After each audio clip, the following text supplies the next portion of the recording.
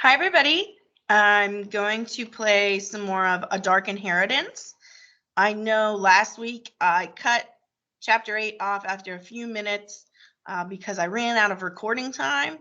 I had a class coming in and I couldn't record any longer. So I'm going to rewind. Let me pull up the site. Okay, I'm going to rewind just a little bit. Actually, I'm just going to restart Chapter 8. We only listened to about 4 minutes out of 16. So I'm just going to restart it. That way we can refresh what it was. If you really don't want to listen to the 4 minutes, you can skip to 4 minutes and listen from there. So let me hit back. Chapter 7. Chapter 8. Chapter 8.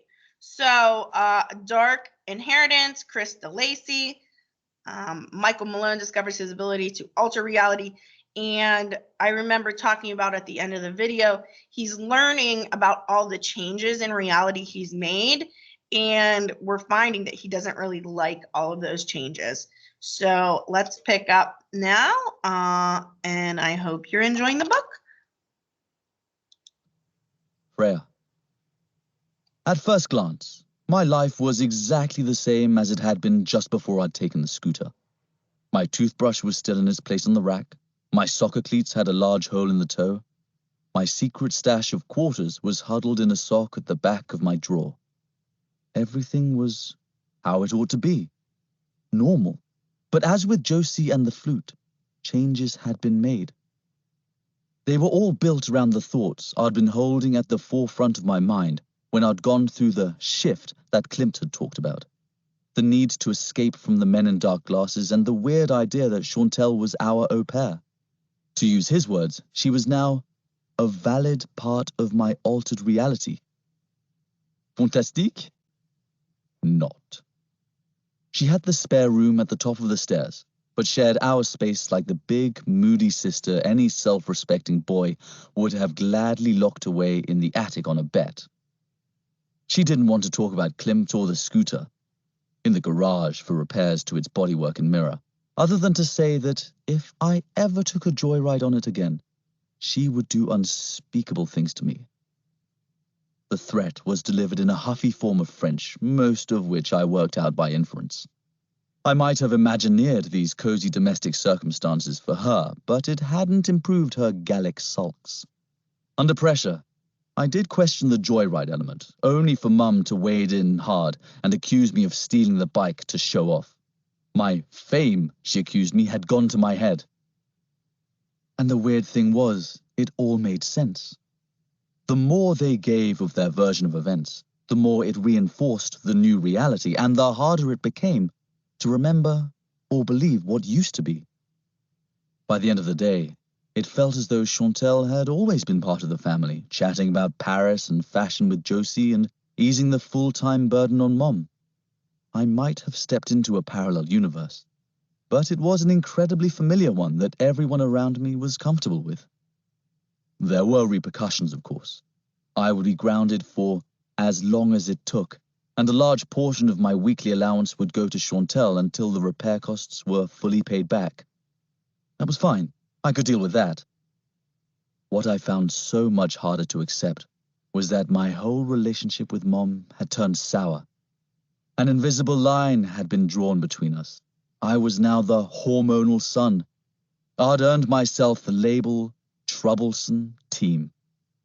At school, that point was hammered home with venom. My first stop the next morning was not chemistry with Mr. Boland, but an audience with Mr. Solomon, the principal, a man who had very little chemistry with anything but orcs, hobgoblins, and gargoyles. He didn't seem to care about my taking the scooter.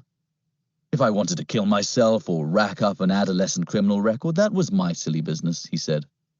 For him, it was all about dishonoring the school and the sudden deviation from the norm. He, too, had read about my stunt on the cliff. In the space of 24 hours, I'd gone from model pupil to juvenile delinquent. I was offered the chance to explain myself. I couldn't. The first rule of Unicorn was you did not talk about Unicorn, right? So I acted the part of the sullen schoolboy and grunted and shrugged and pretended to be bored.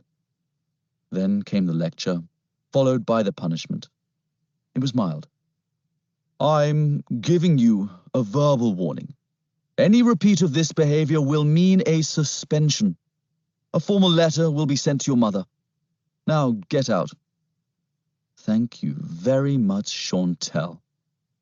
I stepped out of the office, dragging what was left of my pride behind me. And who should be in the corridor waiting but Freya? I gasped. She stared through her spikes of gelled black hair. She really was everything the other kids joked about, a moody, disaffected, shabbily dressed girl with a face the color of vanilla sorbet. The skin beneath her eyes was sagging like a curtain coming off its rail. She looked as if she hadn't slept for a year, but at least she hadn't died at the bottom of a cliff. Unless Garvey had been right about the vampire thing. Mrs. Greaves, the principal secretary, walked past en route to the photocopier. She tapped Freya's shoulder and said, "Your turn." Freya rolled out her tongue and removed a wad of limp grey gum from her mouth. Out of sight of Mrs. Greaves, she pressed it behind the stump of a yucca plant. I smiled, wondering if she'd pick it up when she was through with Solomon. "What have you done?" I whispered. She stuck her chin in the air and turned her gaze away. But there was just enough interest in her tired brown eyes to encourage me to ask, "Is Trace okay?" By then, she had slouched into Solomon's office, and Mrs. Greaves was giving me grief. "Don't you have a lesson to go to, Michael?" The photocopier flared. "Yes, ma'am." "Then go." It was almost morning break by the time Freya made it to the chemistry lab. She parked herself on a bench near the back, hidden behind a couple of tall burettes. She stared out the window for the remaining 8 minutes of the lesson. Mr. Boland noticed her, but let it pass. Freya was a lost cause to most of the staff. But she was the key to my progress with Unicorn. So, when the bell for recess sounded, I shoved Ryan and the rest of the crew aside and quietly followed Freya out of school. She went deep into the grounds, on a winding walk across the soccer field, before slumping in a heap on a well-carved tree stump, surrounded by a crop of dandelions. The journey had taken her almost 5 minutes, which was a measure of her loneliness, I thought. I approached slowly, making sure my footfalls were heavy enough so she wouldn't think I was creeping up. Her forehead was sunk against her forearms in her lap. I was fairly close in before she murmured, "Leave me alone, whoever you are." "It's me." Silence. "Michael. Malone." More silence. Awkward. "Hey, Freya," I began. She said, "I don't date, and no, you can't copy my biology homework." It took me several seconds to realize this was a pretty slick joke. But surprise, Freya had a sense of humor. She also had limited patience. "Whatever tired joke you're playing won't work. I'm immune to insults and idiots like Garvey. Get lost, Malone. I don't drink blood, but I sure can bite." I crouched down and snapped a blade of grass. "I just wanted to know if Trace was okay. Neat name, by the way. Did you call him that?" "It's a her," she tutted. A husky female. There was a wisecrack there, but I didn't pursue it. Instead, I said dumbly, "Yeah, well, it was Misty." "What?" She lifted her face off her hands. I shrugged and flicked away the blade of grass. "Guess you were right. Biology isn't my strongest subject." Drumroll. Muted cymbal crash. "Thank you, I'll be here all week." Smug me thought that was a smart reply to her homework gag, but when she looked me in the eye, she wasn't smiling. "You faked it, didn't you?" "Sorry, faked what?" "No one could have held Trace still that long." "Oh, the photograph." "The photographer tricked me. Don't believe everything you see in the papers." "I don't, or anything I read. Trace is a wolf in doggy fur. There's no way a wimp like you could have caught her as easily as they said." "Me and my uniform disagree, sorry," You want to see the dry cleaning bill? She spat out another chunk of gum. You're a real comedian, aren't you? Hey, chill out. I didn't come looking for a fight, okay? Good. You'd lose. She got up and stormed toward the school buildings. A second lapsed. Then I let myself snap. She was going to jump! I heard Freya's footsteps slow to a stop. I can't explain how I knew. I just did. So I ran for her. It all happened fast, in a blur. I didn't know the journalists were going to turn up or what they were going to do with the picture. I swear I hardly spoke to them. They made up all that stupid stuff about me having superpowers. You might like to know that I don't own a cape and I keep my underwear inside my trousers. She snorted at that. A slight thaw, perhaps? I took a chance and looked over my shoulder at her. She was standing by a goalpost, stubbing her toe against it. I like dogs, Freya. That's all there is to it. She nodded, but didn't speak. Why was Trace loose on the headland that morning? I was confident I'd get a reply, and I did. I was working out where on my wimpy body I could have my secret unicorn tattoo, when Freya blew the dream far across the playing fields. I don't know, she mumbled.